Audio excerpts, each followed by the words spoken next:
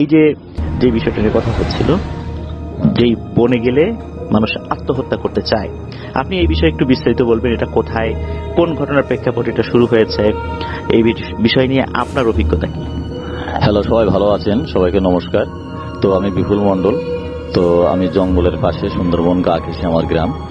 তো এখান থেকে 5 কিলোমিটার 3 কিলোমিটার দূরে সে জায়গাটা অবস্থান। তো জঙ্গলের ভিতরে সেখানে মানুষ গেলে আত্মহত্যা প্লাস বিভিন্ন উপসর্গ চাপ মানুষের শরীরে বিরাজ করে। আসলে খুব একটা ভয়ঙ্কর ব্যাপার। অনেকে ওখান থেকে এসেও সুইসাইড করেছে। জানি না ওখানে কি আছে। তো আমরা বেশ কয়েকজন মিলে একসময় গিয়েছিলাম, এমনকি জীবন্ত মৃত্যু লাশও আমরা ওখানে বেশ কয়েকবার দেখেছি। তো প্রায় এই ঘটনা ওখানে ঘটে থাকে। এই বিষয়টা ভাবার বিষয়। তো এইটা নিয়ে অনেক মানুষ সেখানে শোনার জন্য আশ্বস্ত বোধ করে। তো এই ব্যাপারে আমাদের ভিতরে যে ভয়টা কাজ করে সেটা হচ্ছে, আমরা যেটা বলি গ্রামীণ ভাষায়, উপসর্গ প্লাস ভূত প্রেতের একটা বিষয়। এটা অনেকের বাড়ি এসে জ্বর বিভিন্ন রকম দেখা দেয়।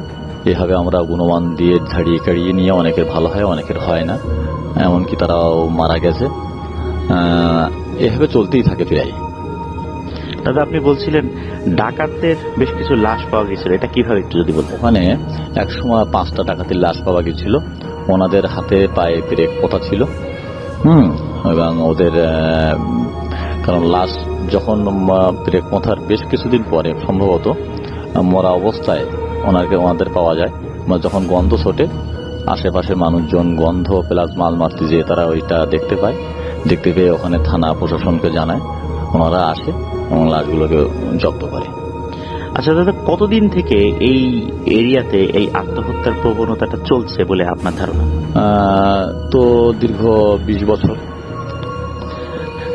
প্রিয় লিসেনার্স, এই বিষয়ে এখন আমরা আরেকজনের কাছ থেকে জানবো, যিনি এই রিসোর্টে কর্মরত রয়েছেন। তার নাম চিরঞ্জিত। আপনারা যদি এই রিসোর্টে আসতে চান, যার সাথে ফোনে কথা বলবেন, অধিকাংশ সময় এই ব্যক্তি আপনাদের সাথে কথা বলবেন, ফোন রিসিভ করবেন। তো আমাকে উনি জানাচ্ছিলেন ওই সুইসাইড এরিয়া সম্পর্কে। ওনার নিজের মুখেই শুনি উনি কিভাবে এই বিষয়টা জানলেন, কার কাছ থেকে জানলেন। হ্যালো, নমস্কার সবাইকে। আমি চিরঞ্জিত বলছি। তো অনেক আগে আমি আসলে সাধারণত বাড়িতে থাকতাম না। আমি দীর্ঘ 6-7 বছর খুলনাতে থাকতাম এবং খুলনা থেকে যখন বাড়িতে ব্যাক করলাম, আমার এক ফ্রেন্ডের সাথে পরিচিত হয়, রাজেশ নামে। তো আমরা দুজন ফ্রেন্ডই খুব ক্লোজ। তো একদিন আমরা ঘুরতে বেরোছি। তো এমন সময় আমরা ঘুরতে ঘুরতে ঠিক ওই স্থানটাতে গেছি। আর ওর সাথে আমার আর ছোটবেলা থেকে একটা ব্যাপার হচ্ছে কি যে আমি এই ভূতে প্রেমের প্রতি আমি ছোটবেলা থেকে খুব ইন্টারেস্টেড। তো আমরা একদিন ঘুরতে ঘুরতে আমরা ওইখানে গেছি। তো ওখানে গাড়িটা রেখে আমার ফ্রেন্ড বলতেছে কি, চল এরকম একটা জায়গা আছে, তো এইখানে অ্যাভেলেবল মানুষ সুসাইড করে প্লাস এরকম। তো আমরা কৌতূহলবশত মূলত আমরা সেই রোডে ঢুকি এবং কিছু দূর যাওয়ার পরে আমরা দেখি কিছু মানুষ, তো ওনার প্রথম স্তম্ভ হয়ে গেছে। তারপরে আমাদের বলে ওখানে কারা যায়। আমরা বলতেছি যে আমরা এরকম একটু ঘুরতে যাচ্ছি। তো ওনারা সম্ভবত মধুর চাক কাটতেছিল। তো ওনারা বলে কি যে এই রুটে ঢোকা নিষিদ্ধ সম্পূর্ণ। আমি জিজ্ঞাসা করলাম কি যে এই প্রকৃতির দৃশ্য আমরা দেখতে পাচ্ছি, তো নিষিদ্ধ হওয়ার কারণটা কি আমরা কি জানতে পারি? তো বলে কি এইখানে মানুষ যারা আসে মূলত একমাত্র কাজ তাদের যে তারা মাত্র সুসাইডের জন্য আসে। সুসাইড এটা কিসের জন্য? তো বলে কি আপনার বাসা কোথায়? আমার বাসাটা আমি ওনাদেরকে শেয়ার করি। দেন ওনারা বলে কি যে আপনারা যে মুহূর্তে আছেন এই মুহূর্তে চলে যান, আসলে এই জায়গাটা অনেক সেফ না। এখানে মানুষ আসার পরে এরকম আমাদের অনেক ধরনের ভৌতিক কাহিনী শোনায় যে এখান থেকে নাকি 5-7 দিন আগে ওনাকে একটা লাশ পাইছে, অর্ধগলিত এবং হাড় সহ। তো তারপরে পুলিশদের ইনফর্ম করে এমন নাকি অ্যাভেলেবল হয়ে থাকে। আর এমন ঘটনা প্রতিনিয়ত হয়ে থাকে। আর একটু কথা বলে রাখি যে যে জায়গাটার কথা আমি বলতেছি ওইখান থেকে 1.5-2 কিলোমিটার ভিতরে কোনো রকম জনবসতি নেই। সো ওইখান থেকে একদিন আমি রাতে আসতেছি, ওই দিন ব্রেক করার পরে আমি ওনাদেরকে বললাম কি জাস্ট আমাদেরকে 10টা মিনিট টাইম দেন, আমরা একটু দেখি ব্যাপারটা। তা ওনারা বললো কি যে দেখেন আমরা তো এখানে স্থানীয়, তো আমরা যতটুকু জানি আমরা এইটুকু শেয়ার করলাম। তবে আপনার জন্য এরকম কোনো ধরনের যদি কাজে এসে থাকেন তাহলে এগুলো অবশ্যই করবেন না কখনোই। আমরা বললাম কি যে আমাদের গাড়ি নিয়ে যাচ্ছি, তো আমরা এরকম কোনো কিছু না, আর আমাদের মা বাবা খুব ভালোবাসি, আমাদের এরকম কোনো ধরনের সমস্যা নাই। তো ওনারা বললো কি যে এখানে আসার পরে মানুষের মেন্টালিটি চেঞ্জ হয়ে যায়, এখানে বুড়ো থেকেও অনেকেই। আর আমি গ্রামে একটা কথা শুনছিলাম যে মানুষ যখন নিখোঁজ হয়ে যায় মাঝে মাঝে কেউ ফ্যামিলিতে রাগ করার পরে নাকি ডিরেক্ট এখানে চলে আসতো, আর যারা এখানে আসতো এখান থেকে শুধুমাত্র লাশগুলো তারা পাইতো। মানুষের একটা আইডিয়া হয়ে গেছিল এরকম যে মানুষ যদি 2-3 দিন যদি মিসিং থাকে তাহলে আপাতত ওইখানটাতে মানুষ সন্দেহবশত যাইতো, কারণ ওইখানে অ্যাভেলেবল এরকম অকারেন্স ঘটে থাকে। তো এখানে আসার পরে এরকম অনেকে সন্ধান পাইছে যাদের লাশও তারা উদ্ধার করছে অর্ধগলিত অবস্থায়। এমন অনেক রকমের ঘটনা আমরা ওখান থেকে জানতে পারি।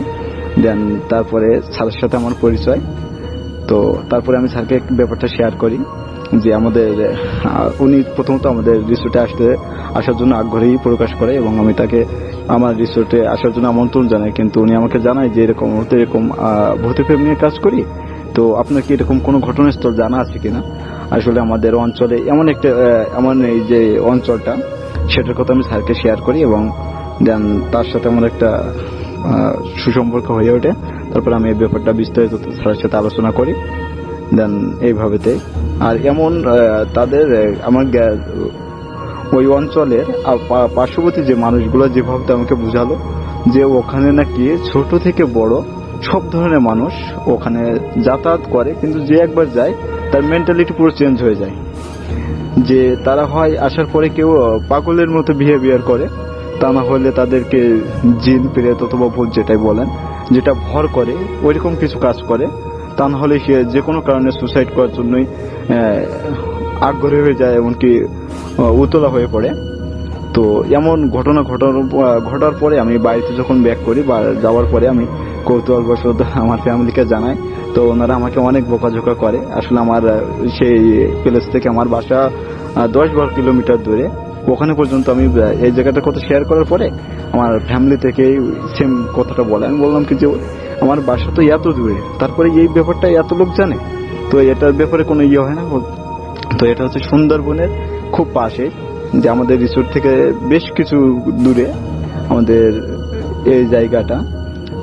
তো সবকিছু মিলে ওই জায়গাটা একটা রেড জোন মতো, ওইখানে মানুষ সন্ধ্যার পরে তেমন চলাচলও করে না, এখনো পর্যন্ত চলাচল করে না ওইখানটাতে। তবে ওখানে অনেক কিছু হয়েছে, আর ওখানে যারা মূলত রাতে গেছে তাদের অনেকের সাথে সমস্যা হয়েছে। তো পুরোপুরি আপাতত আমাদের গ্রামের লোক যারা জানে এই ব্যাপারটা, তারা কিন্তু ওখানে সচরাচর কেউ যায় না।